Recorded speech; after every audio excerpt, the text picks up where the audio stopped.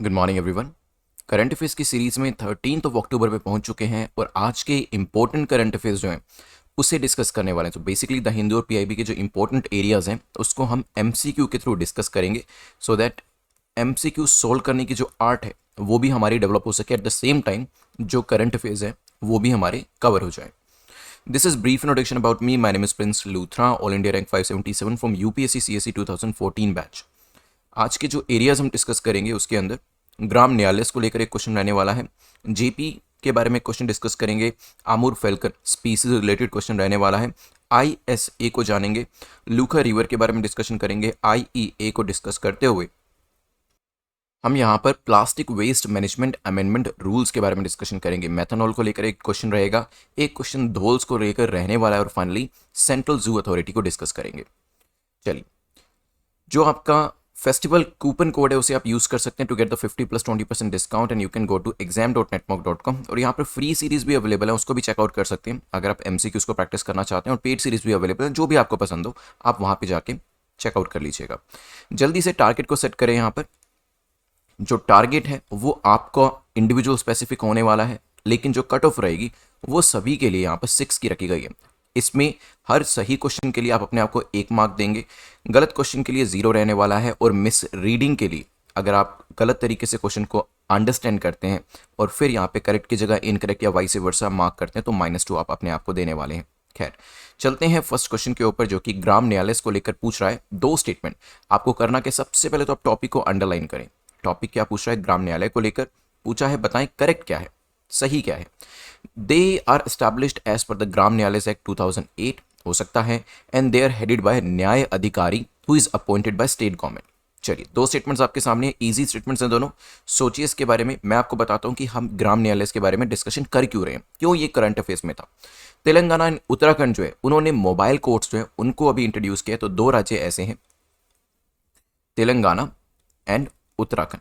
ठीक है, और यहां पर अगर बात करी जाए, दोनों स्टेटमेंट्स हमारी करेक्ट हैं क्योंकि इन्हें एस्टैब्लिश किया गया था ग्राम न्यायालय को 2000 एक्ट के अंतर्गत, और जो ये हेड करी जाती है न्याय अधिकारी के द्वारा हेड करी जाती है। ठीक है, who is appointed by the state government, जिन्हें राज्य सरकारों के द्वारा अपॉइंट किया जाता है। 114th law commission had recommended कि ग्राम न्यायालय जो है उसे एस्टैब्लिश करना जरूरी है with the aim of making justice more speedy. Gram Nyayalaya बनेंगी तो justice delivery even 3rd tier के ऊपर भी, लास्ट मैन स्टैंडिंग को भी, मोस्ट अंडर प्रिविलेज को भी यहां पर प्रोवाइड करी जा सकेगी। ठीक है, पार्लियामेंट ने ग्राम न्यायालय एक्ट 2008 का पास किया था on the basis of recommendations, और उसके बाद यहां पर जो न्यायाधिकारी है उनको भी अपॉइंट किया जाना शुरू किया गया राज्य सरकारों के द्वारा in consultation with the high court. ठीक है, चलिए यहां पर दोनों स्टेटमेंट्स हमारी ठीक है। आंसर क्या हो जाएगा? C will be the correct answer.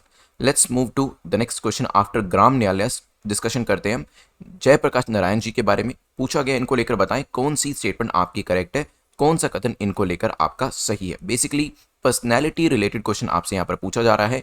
He actively took part in Quit India movement.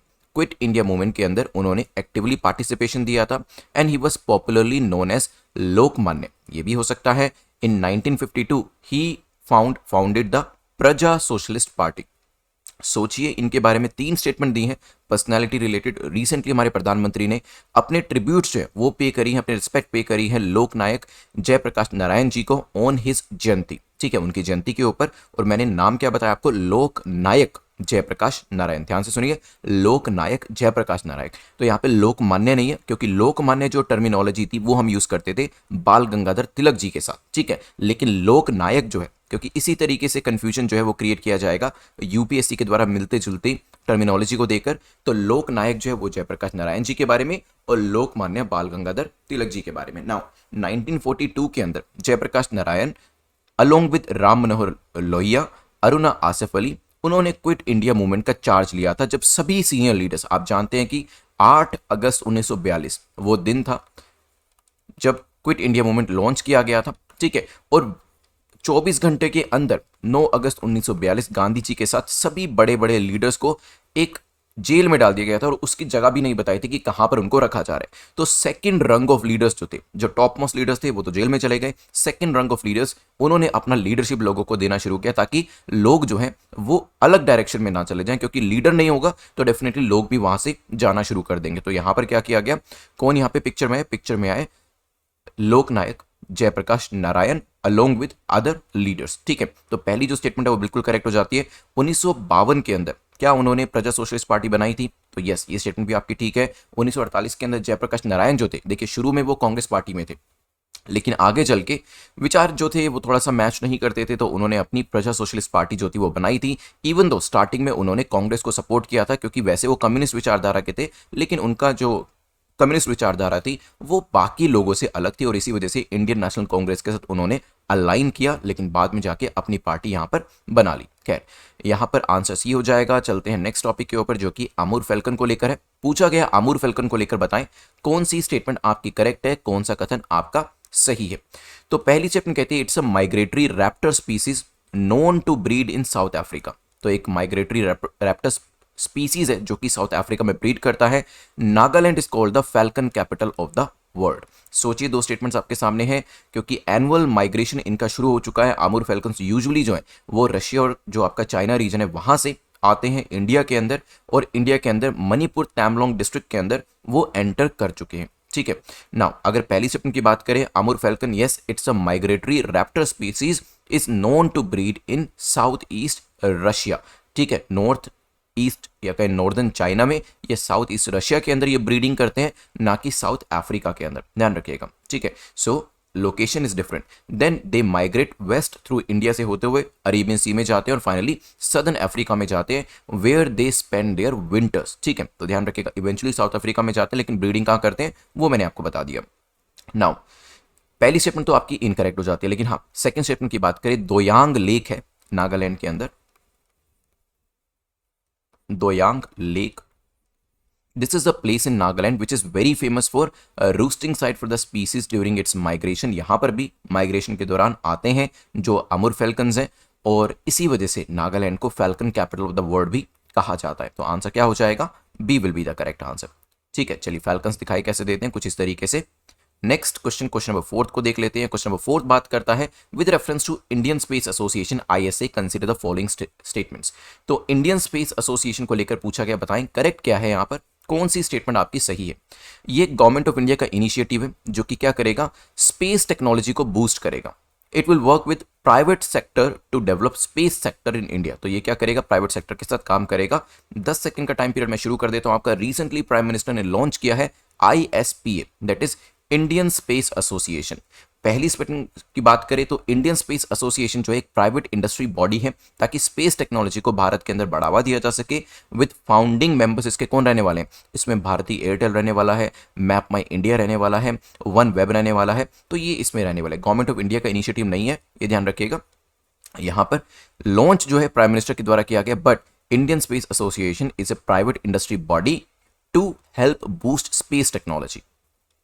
So ISPA जो है it's basically private industry body जिससे कि स्पेस टेक्नोलॉजी को बूस्टअप किया जाएगा। अगर आप देखें बाकी देशों के अंदर, खासतौर पे US की बात करें, वहाँ पे आपको SpaceX दिखाई देगा, और इसी तरीके से अगर आप बात करेंगे इसराइल की, वहाँ पर भी आपको प्राइवेट प्लेयर्स जो हैं काफ़ी ज़्यादा रोल निभाते हुए दिखाई देंगे in the area of space sector. ठीक है, SpaceX तो नासा की भी काफ़ी ज़्यादा हेल्प करता है, और उसी वजह से जो हमारे यहाँ पर इंडियन स्पेस एसोसिएशन बनाया गया है, ताकि स्टार्टअप्स के लिए ये एरिया अच्छे से खोला जा सके। गवर्नमेंट जहाँ पर भी उनकी हेल्प कर सकती है वो करी जा सके, at the same time ISRO को भी सहायता प्रोवाइड करी जा सके। So it will work with private sector. तो प्राइवेट सेक्टर हो, पब्लिक सेक्टर हो, जहाँ पर भी इनकी जरूरत पड़ेगी वहाँ पर ये अपनी सर्विसेज जो है प्रोवाइड करने वाले हैं। सो बेसिक एजेंडा यही है कि किस तरीके से भारत के अंदर जो स्पेस है और स्पेस सेक्टर है उसको बढ़ावा दिया जा सकता है, उसको एनकरेज किया जा सकता है। ठीक है, तो प्राइवेट सेक्टर का ये आपका इनिशिएटिव है। चलते हैं क्वेश्चन नंबर 5 के ऊपर। लूका रिवर रिसेंटली न्यूज में देखी गई थी, कौन से राज्य की मेजर रिवर है? 10 सेकंड का टाइम आपके पास है। रिसेंटली इस राज्य की गवर्नमेंट जो है उसने क्लेम किया है कि डिटॉक्सिंग पायलट प्रोजेक्ट जो है इस रिवर में शुरू किया जाएगा, क्योंकि जो लूका है उसको एक डेड स्टेट से वापस रिवाइव करना है।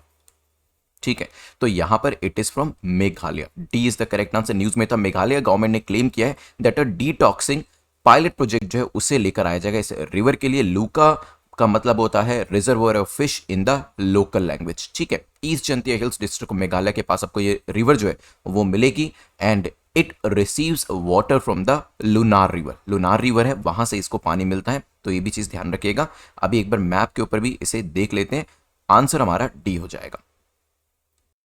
चलिए चलते हैं यहां से आगे बढ़ते हुए। मिशन UPSC 2022 जो है इसको आप सब्सक्राइब कर सकते हैं if you are preparing for the next year examination.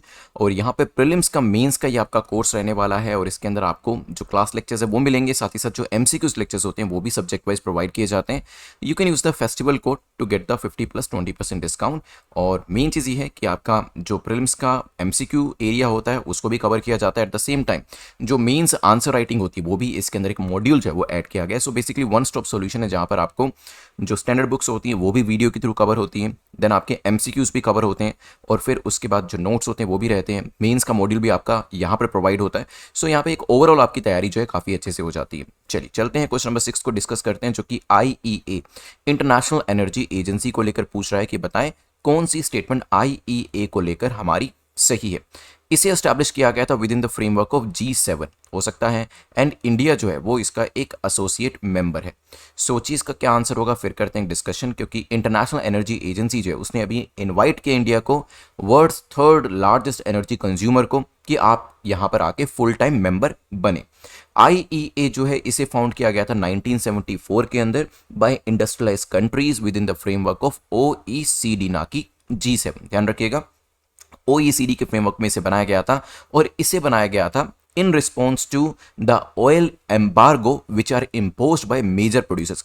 Oil produce करने वाली काफ़ी सारी कंट्रीज हैं, वो क्या करती हैं, वो ऑयल एम्बार्गो लगा देती हैं। वो ये डिसाइड करती है कितना ऑयल का प्रोडक्शन होना चाहिए, ऑयल की सप्लाई जो है वो कितनी होनी चाहिए। ये चीज़ें करी क्यों जाती है, ताकि जो ऑयल का प्राइस है वो अपने तरीके से रेगुलेट कर पाए। लेकिन उससे होता क्या है, दूसरी कंट्रीज को भी नुकसान होता है। तो यहाँ पे IEA को इसी वजह से बनाया गया था। It is made up of 30 member countries और ये पूरी कंट्रीज जो दूसरी कंट्रीज हैं उनके साथ काम करती है, ताकि एनर्जी पॉलिसीज जो है वो दुनिया के अंदर सही तरीके से क्रिएट करी जा सके और एक सस्टेनेबल फ्यूचर जो है उसको यहाँ पर लाया जा सके। सेकंड स्टेटमेंट की बात करें, in 2017 India became an associate member and in 2021 IEA members and India agree to entered into a strategic partnership. तो एसोसिएट मेंबर तो हम 2017 में ही बन गए थे और अभी एक स्ट्रेटेजिक पार्टनरशिप के अंदर हम कोलैबोरेट कर रहे हैं और हो सकता है फुल टाइम मेंबर भी आगे जाके बन जाए, क्योंकि एनर्जी सिक्योरिटी जो है वो भारत के लिए भी काफी ज्यादा जरूरी है। So correct answer will be B. Let's move to next question which is question number 7। चलिए देखिए यहाँ पर consider the following statement with reference to plastic waste management amendment rules 2021 और इसको लेकर पूछा गया, बताएं करेक्ट स्टेटमेंट कौन सी। आपने देखा इस बार एनवायरमेंट इकोलॉजी के काफी सारे क्वेश्चन जो थे इस बार प्रीलिम्स एग्जाम में पूछे गए थे, तो इन एरियाज को हमें काफी बेहतर तरीके से कवर करना है। ये प्रोहिबिट करता है, ये जो रूल्स हैं, identify single use plastic items by 2022 हो सकता है। As per the rules thickness जो प्लास्टिक कैरी बैग्स की रहेगी उसे रिड्यूस यहाँ पर किया गया है। तो यहाँ पर नीति आयोग ने सजेस्ट किया है अर्बन लोकल बॉडीज को कि वो अडॉप्ट करें मटेरियल्स रिकवरी फैसिलिटी मॉडल और इंप्लीमेंट करें इसे पब्लिक प्राइवेट पार्टनरशिप के थ्रू, ताकि सस्टेनेबल मैनेजमेंट जो है अर्बन प्लास्टिक वेस्ट की करी जा सके। ठीक है, अगर भारत के अंदर देखें, in India plastic waste management regulation जो थे उसे मैंडेट किया गया था 2016 के अंदर, ताकि पूरे वेस्ट को मैनेज किया जा सके एट द अर्बन लेवल। और फिर टाइम टू टाइम 2016 में लाने के बाद 2018 और 2021 के अंदर इसके अंदर कुछ बदलाव किए गए। Plastic waste management amendment rule 2021 के जो है वो प्रोहिबिट करते हैं single use plastic item by 2022 जो है इसे रोक दिया जाएगा। और अगर हम थिकनेस की बात करते हैं, thickness of plastic carry bags जो है वो यहाँ पर कम नहीं करी गई है, इंक्रीज करी गई है फ्रॉम 50 टू 75 माइक्रोन्स फ्रॉम 30 सितंबर 2021 एंड टू 120 माइक्रोन्स इसे कर दिया जाएगा फ्रॉम 31 दिसंबर 2022। तो यहाँ पर अभी पिछले महीने ही जैसे सितंबर कंप्लीट हुआ वहां से इसे 50 माइक्रोन से 75 माइक्रोन्स इसकी जो मोटाई है वो बढ़ाई गई है। और अगले साल में ईयर एंड के बाद क्या होगा, इसको फर्दर 120 माइक्रोन तक लेकर जाया जाएगा। ठीक है, तो यहाँ पर सिंगल यूज नहीं रहेगा, फिर वो अगर जो पॉली बैग आपका मोटा रहता है तो आप उसको मल्टीपल टाइम यूज भी कर सकते हैं। ठीक है, तो यहाँ पे सेकंड स्टेटमेंट जो है थिकनेस को रिड्यूस नहीं किया, इंक्रीज किया, तो करेक्ट आंसर क्या हो जाएगा, A will be the correct answer, ध्यान रखिएगा। Let's move to the next question. Next question हमारा बात करता है क्वेश्चन नंबर 8 और क्वेश्चन नंबर 8 बात करता है मेथनॉल को लेकर। पूछा गया है which of the following can be use to produce methanol. Methanol को लेकर एक न्यूज़ थी, वो भी मैं आपको बताने वाला हूं। आपको बताना है कि इसमें से किससे मेथनॉल बनाई जा सकती है। कोल दिया है, नेचुरल गैस दिया है, नैपथा दिया है और बायोमास दिया है। तो यहाँ पे 10 सेकंड्स का टाइम मैं आपका शुरू कर देता हूँ, सोचिए आप इसके बारे में। क्योंकि मेथनॉल को कहा गया that it could be the cheapest fuel compare to ethanol, क्योंकि अभी पिछले दिनों में एथेनॉल की काफ़ी ज़्यादा बात चल रही थी। कि कैसे शुगर को यूज़ करते हुए, शुगर केन को यूज़ करते हुए एथेनॉल ब्लेंडिंग करी जाएगी, E10 10% एथेनॉल ब्लेंडिंग करी जाएगी, E20 20% करी जाएगी। और यहाँ पर अकॉर्डिंग टू नीति आयोग इसके ऊपर काम कर रही है और देख रही है कि क्या मेथनॉल जो है वो इथेनॉल से भी ज़्यादा चीपेस्ट पड़ेगा हमें या नहीं पड़ेगा। ठीक है, methanol can be produce from various sources like coal, natural gas, naphtha, biomass जो है इन सभी से इसे प्रोड्यूस किया जाता है। बट ऐसा माना जा रहा है कि सबसे इकोनॉमिकल इसके अंदर कोल हमें पड़ेगा। ठीक है, तो यहाँ पर करेक्ट आंसर तो खैर हमारा डी हो जाएगा, ये ध्यान रखिएगा। एंड यहाँ पर हो सकता है आगे आने वाले टाइम में जो मेथनॉल है उसको भी काफ़ी ज़्यादा प्रोड्यूस किया जाए और as a source of energy के तौर पर लिया जाए। चलिए, यहाँ से आगे बढ़ते हुए चलते हैं क्वेश्चन नंबर 9 जो कि धोल्स को लेकर है। पूछा गया धोल्स को लेकर बताएं कौन सी स्टेटमेंट आपकी करेक्ट है। पहली स्टेटमेंट कहती है they are endemic to India, India के लिए ये एंडेमिक है, इंडिया में ही रहते हैं और IUCN के हिसाब से वो एंडेंजर कैटेगरी के अंदर आते हैं। रीसेंट स्टडी जो है, मैं आपका टाइम पीरियड शुरू कर देता हूँ और आपको करंट अफेयर्स जो न्यूज़ थी उसके बारे में बताता हूँ। रीसेंट स्टडी ने आइडेंटिफाई किया कि 114 प्रायोरिटी तहसील एरियाज हमारे हैं जिनको कि कंसोलिडेट किया जा सकता है ताकि जो पॉपुलेशन कनेक्टिविटी है क्या पूरे देश के अंदर 114 ऐसी लोकेशन है यहाँ पर जो वाइल्ड डॉग्स हैं, dholes are nothing but the wild dogs, यहाँ पर रह रहे हैं, यहाँ पर रह रहे हैं, यहाँ पर रह रहे हैं। इस तरीके से छोटी छोटी 114 प्लेसेस हमारी कंट्री के अंदर एग्जिस्ट करते हैं। तो इनको कनेक्ट करने की बात करी गई है जिससे कि उनका जो जीन पूल है उसे सिक्योर किया जा सके। ठीक है, इसे धोल को एशियाटिक वाइल्ड डॉग भी कहा जाता है।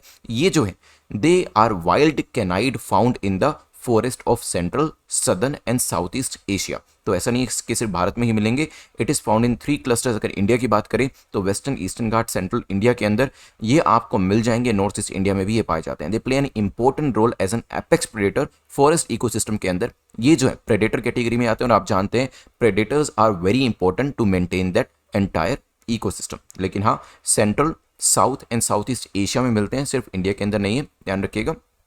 ए यहाँ पर इनकरेक्ट हो जाएगा। बट यस, कंजर्वेशन स्टेटस की बात करें तो IUCN लिस्ट के हिसाब से they are under the endangered category. Correct answer will be B. Wildlife protection act के अंदर ये शेड्यूल 2 के अंदर आते हैं।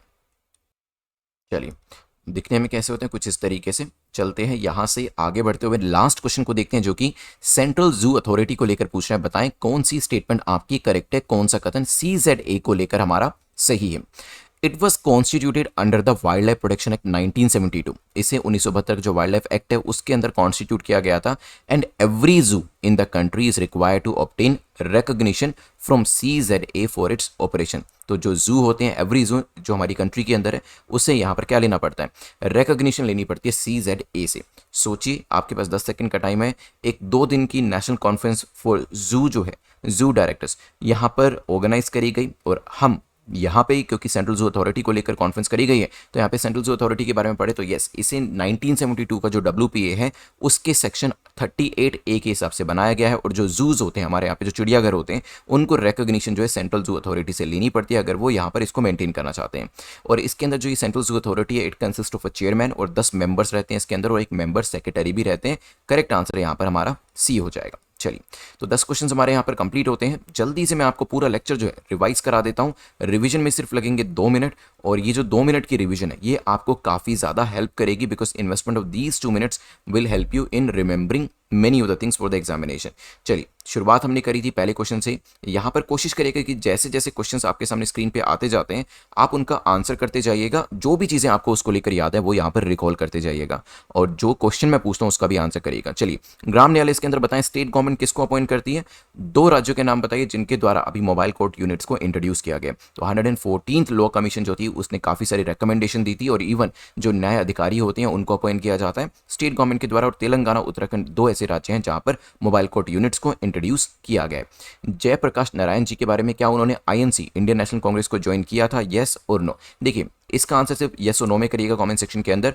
उनको यहाँ पर लोकनायक के नाम से जाना चाहता था, लोकमान्य नहीं। लोकमान्य बाल गंगाधर तिलक थे, लोकनायक हमारे कौन थे, जयप्रकाश नारायण जी। 1942 में उन्होंने यहाँ पे जो क्विट इंडिया मूवमेंट था वो सेकंड रंग ऑफ लीडर्स में थे और यस, उन्होंने अपनी एक प्रजा पार्टी जो थी वो भी बनाई थी और इंडियन नेशनल कांग्रेस के मेंबर भी रह चुके थे। ठीक है, चलिए नेक्स्ट क्वेश्चन, आमूर फैल्कन के बारे में डिस्कशन किया। जल्दी से बताएं फैल्कन कैपिटल किसे कहा जाता है।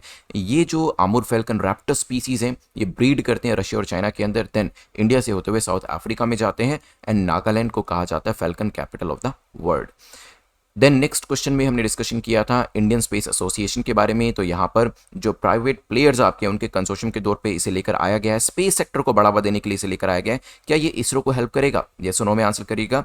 काफ़ी सारे स्टार्टअप्स जो हैं वो इंडिया में भी आने लगेंगे, जैसे कि दूसरे देशों में, खासतौर पर अमेरिका और इसराइल जैसे देशों में देखने को मिलते हैं, क्योंकि वहाँ पर ये स्टार्टअप्स ही हैं जिन्होंने वहाँ के गवर्नमेंट सेटअप्स को काफ़ी ज़्यादा सपोर्ट किया है। खैर, यहाँ से आगे बढ़ते हुए नेक्स्ट क्वेश्चन नंबर 5 को देखते हैं, जो कि लूका रिवर के बारे में पूछ रहा है। कहां पर लोकेट करती है लूका रिवर, जल्दी से बताएं। सो करेक्ट आंसर वाज मेघालय। ठीक है, मिशन यूपीएससी 2022 का जो कोर्स है आप exam.netmonk.com पे जाकर चेकआउट कर सकते हैं। Even the free courses are available, और जो भी कोर्स आपको पसंद आता है वहां पर आप फेस्टिवल कोड को यूज जरूर कर लीजिएगा।